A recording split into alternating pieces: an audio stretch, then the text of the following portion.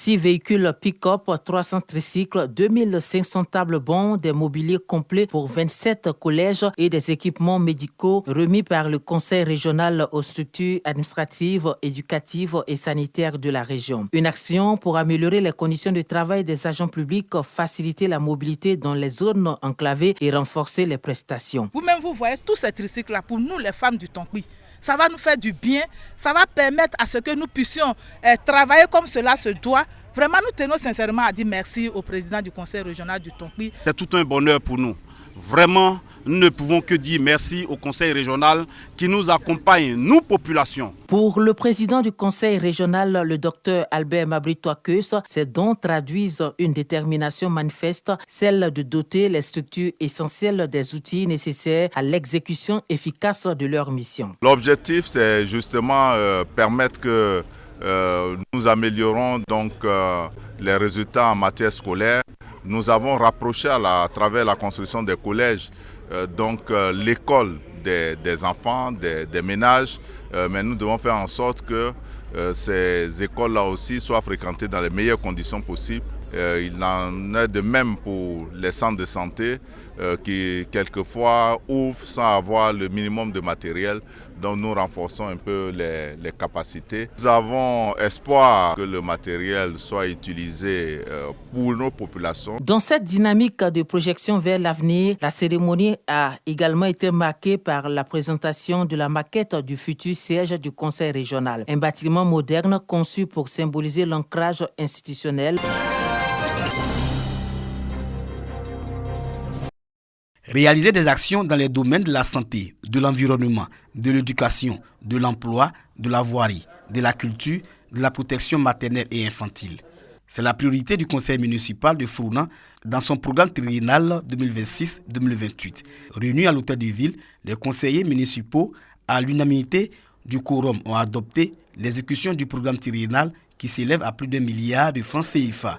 Programme triennal qui, avec ses différentes sections, actions et opérations, définit un peu le cadre des différents projets que nous allons exécuter ici pour pouvoir faire avancer la commune de Frouna.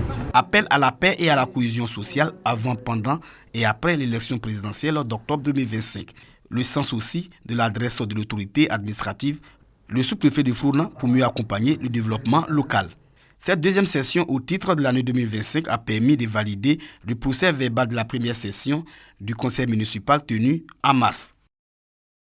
« 135 jeunes dans la commune de Tafiré, région du Hambol, bénéficient d'appui de l'État.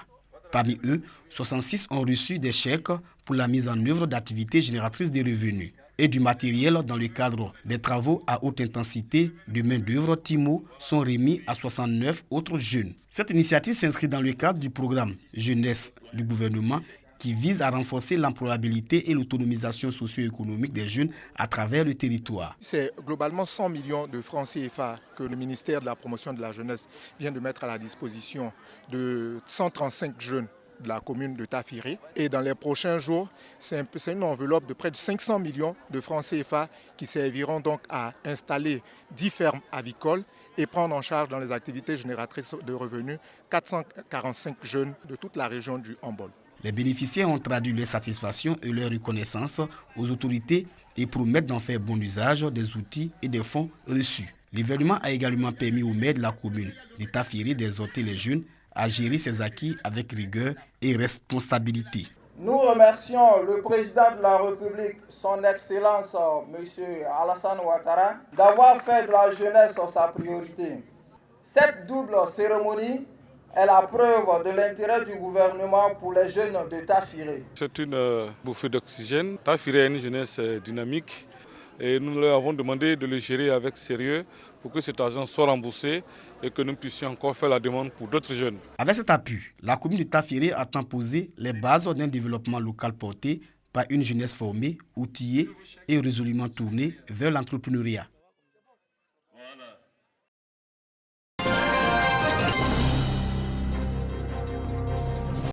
Débutée le 5 mai dernier, cette tournée placée sous le thème « Ensemble pour des élections apaisées » a pour objectif d'aller à la rencontre des populations, écouter, rappeler les leçons du passé et surtout s'aimer les graines d'une paix durable à l'approche de l'élection présidentielle. À la tribune, Sa Majesté Amota Noé, président de la Chambre. Nous n'avons pas non plus oublié cette fracture nationale qui nous a tous meurtris. Et c'est pourquoi, ensemble, les Ivoiriens ont dit plus jamais ça. Une démarche saluée par les autorités locales et participants à cette rencontre, chefs de village, jeunes femmes et leaders communautaires. Il faut savoir raison garder. Les élections, c'est comme un match de football. Il faut faire du fair play. Celui qui a gagné, il a gagné.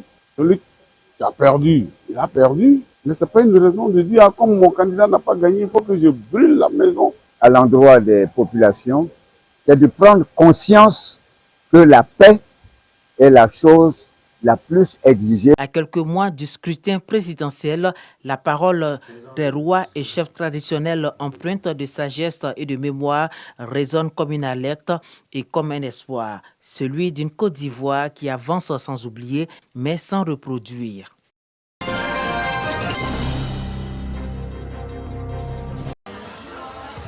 Les rois Akon, les tam-tams, les populations en liesse, un environnement naturel rafraîchissant, favorable à l'exécution de la danse traditionnelle Akon, la Bodon. Cette suite de mouvements rythme du corps, le plus souvent au son d'une musique faite avec les mblins, la tchéntchéman, la daoulé et le plus souvent 4 tam-tams, est une véritable attraction pour les populations.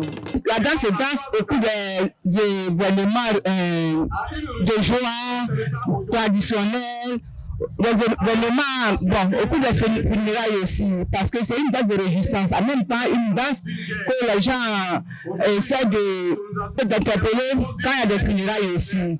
Donc à tout moment, cette danse se danse. Je sais que ce sont des pas où les femmes même s'abaissent avec des pas même qui donnent l'envie de vraiment de danser. Moi j'apprécie cette danse. La danse à Boda, elle est très bonne parce que ça valorise déjà la culture. Je pense que c'est déjà quelque chose de bon. Et j'encourage vraiment tous ceux qui initient toujours cette danse-là pour mettre encore, pour relever encore les valeurs vraiment de notre pays, plus précisément les valeurs culturelles. Je pense que vraiment ça a encouragé. La Bodon, qui signifie maison faite en écorce d'arbre, selon Nanan Kofi Messou, est associée au mouvement socioculturel important dans les communautés. Elle est pratiquée par plusieurs peuples comme les Bétibés et les Agni-Sonwi. Son déroulement favorise une communion avec les peuples sans distinction. Adultes et jeunes s'y adonnent à cœur joie. Au-delà de son aspect ludique, la Bodon éduque de par les paroles de sagesse contenues dans des cantiques qui réconfortent et encouragent. Que cette danse se classe parmi les éléments du patrimoine immatériel qui méritent aussi d'être inscrite dans la liste représentative de l'UNESCO. La Bodon est une tradition ancestrale intemporelle et un attrait pour la cohésion sociale.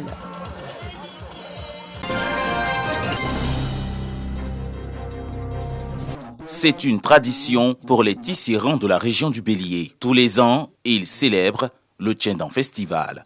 Tchéndan qui signifie grand jour en baoulé. Il s'agit ici de montrer la capacité et la complexité à confectionner un pagne avec les couleurs, avec les motifs, avec tout ce qui s'écoule sur la chaîne de production du pagne tissé. L'innovation, c'est le panel qui va se tenir et puis encore le brunch grâce à nos partenaires, les professionnels qui sont impliqués dans l'organisation.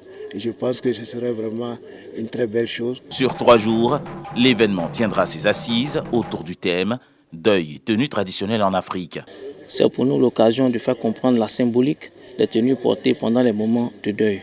Comprendre les codes, des motifs, des couleurs et du type de pagne portés par les familles éplorées, tant dans le peuple baoulé que dans les autres régions de Côte d'Ivoire. Le festival Tchéndan est un rendez-vous culturel annuel qui, depuis 2015, met en lumière la symbolique du pagne baoulé dans toute sa diversité.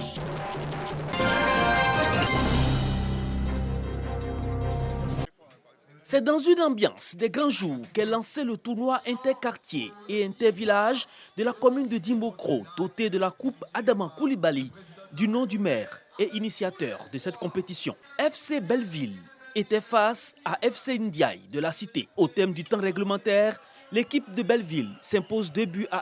Selon le président du comité d'organisation, ce tournoi vise à consolider la cohésion sociale à Dimbokro. Chers jeunes, ce tournoi est une école de paix, du vivre ensemble, sur le terrain, dans la vie de tous les jours. Prenons les valeurs du sport. Soyons respectueux de l'adversaire. Respectons les règles du football, l'amour du travail et le goût de l'effort. Faites honneur à votre quartier, faites honneur à votre village, faites honneur à vos familles, faites honneur à Dimbokro, faites honneur aux parrains. Que le tournoi se passe dans un esprit de fair play. Et le ministre Adama Koulibaly qui donc a mis ce trophée en compétition, compte sur vous, compte sur la jeunesse, compte sur les sportifs. 16 équipes ont signé une charte de bonne conduite pour le renforcement de la paix. Ce tournoi est à sa 3e édition et la finale est prévue pour le 2 août prochain.